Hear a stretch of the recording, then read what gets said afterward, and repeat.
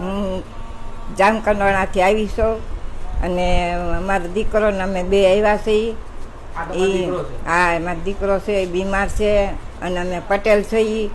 અમે બાપુના આશ્રમમાં આવ્યા છીએ અને અમારી દીકરી અમને બહુ હેરાન કરતા હતા. જમાઈની દીકરી, મોટી દીકરી નિશા ને નાનો મોટો જમાઈ હર્ષુ, આ બે હેરાન કરતા હતા. એટલે અમે વહી આવ્યા. અમને પૈસા ન આપે, ન ખાવા પીવાનું કાંઈ લઈ આવી દે, કાંઈ ન કરતા. એટલે પછી અમે વહી આવ્યા. ન આવ્યો તો અમને મારી નાખત. અને પછી અમે આવી આવ્યા. અને આના પપ્પા નોકરી કરતા હતા. એ ફંડ હતું બેંકમાં, એ બધું ઉપાડી લીધું. 55 લાખ હતા ફંડમાં.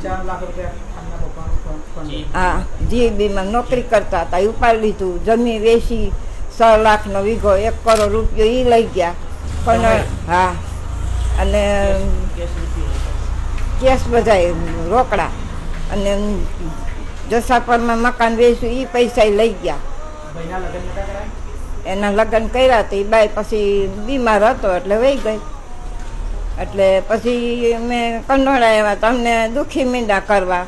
અમારા મૂળ ગામ કાલસારી અને અહીંયા અમને તેડી આવ્યા ધ્યાન રાખવા કે અમે ત્યાં ધ્યાન રાખશું. આ બધી મિલકત લઈ લીધી એટલે અમને કે વૃદ્ધાશ્રમમાં વયા જાઓ.